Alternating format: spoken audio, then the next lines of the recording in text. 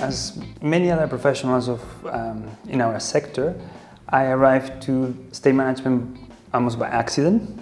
I'm a civil engineer by background, and before coming back to the UK, because I had been before 13 years ago, I was working for a big construction company in Melbourne in Australia.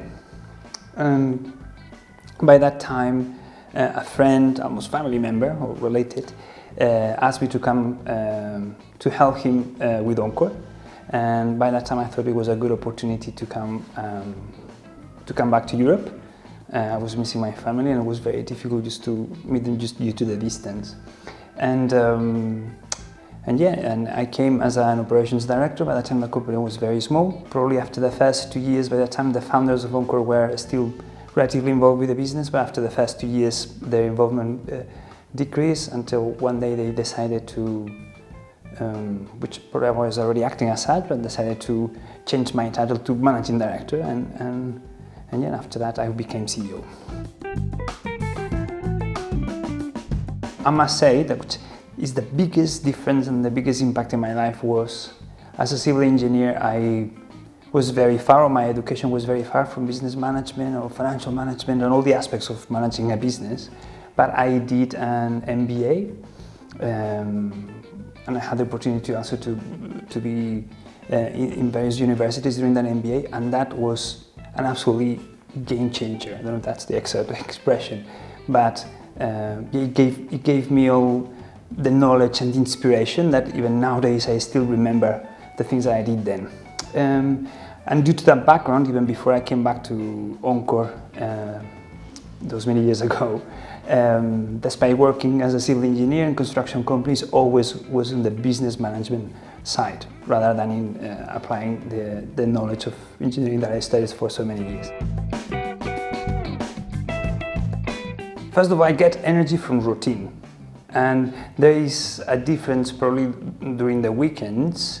I'm a little bit more relaxed, but during the week I'm really organized.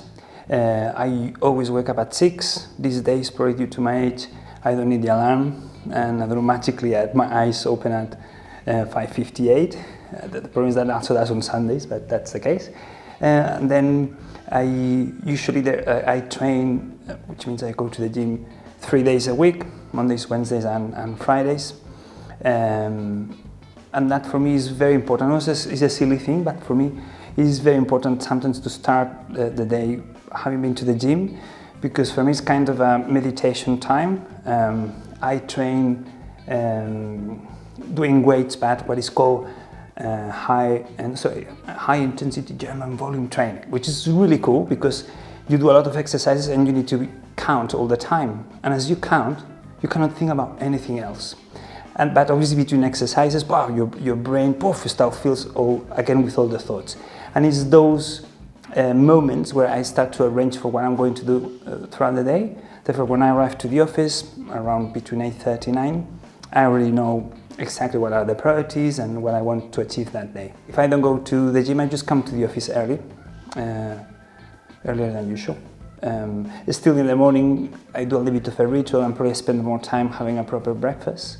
Which is the other thing, as a proper Spaniard, my life is around of what I eat.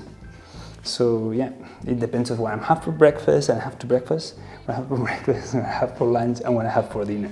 Look, I leave the office, sometimes I travel a lot. There's not a clear pattern, it varies from the earliest that I ever leave is probably around 5, but sometimes I arrive quite late. Depending if I arrive at home later than at 8:30, I find it more difficult to cook, but if not, and probably that's the norm, that I arrive at home between 6:30, 7, that probably is the more regular time, I cook. And then I cook like a nice dinner and always a little bit more, and what is left is the lunch of the following day.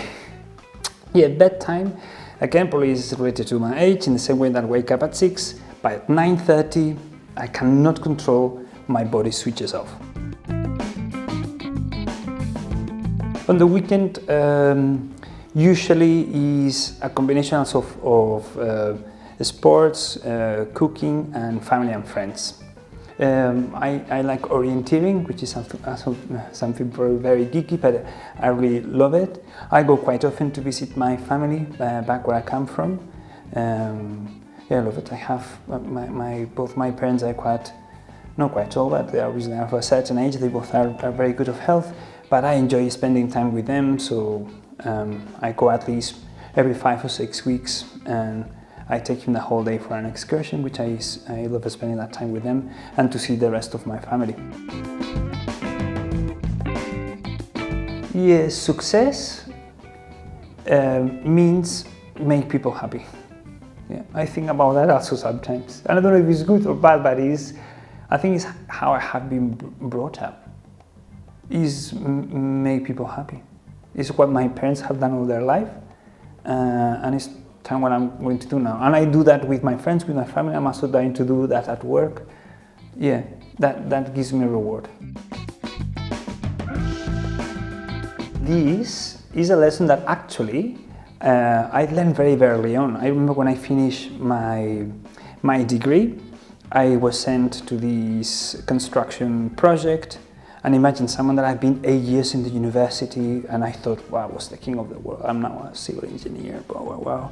And then I went to this construction site, and I was almost less than the site manager. And but obviously I had the responsibility as engineer of telling others the things that need to be done. In particular, we were working with a big concrete structure. And that was the first time that I learned that if you want a group of people to do something, or you need to drive them to do something, they would do it by conviction. So it doesn't work that any other tools that other people work in terms of imposing or dictating. Yeah, that's probably one lesson. The other one, which is more applicable to the recent years, particularly something since QP invested, because always we need to think our business plan, is, and I also like to think in these terms, is that I put myself that I think that I need to spend certain time thinking like if I was living 2 years ahead. So I need to have, and I have it actually, my vision of what Encore will be, how we'll be performing, what clients we will have, what size, what the staff will be, what sort of systems we will have, what sort of estates we will manage, where our offices will be. I have this visualized with such level of detail that if I close my eyes, I can also touch it and see it. And I'm all this time in those 2 years, all the time, as much as I can, thinking in that world. Therefore, whatever is happening now, I always take that vision into consideration to make sure that we are aligned to go there. And as I'm excited about what that is, what that image is, it's very rewarding actually.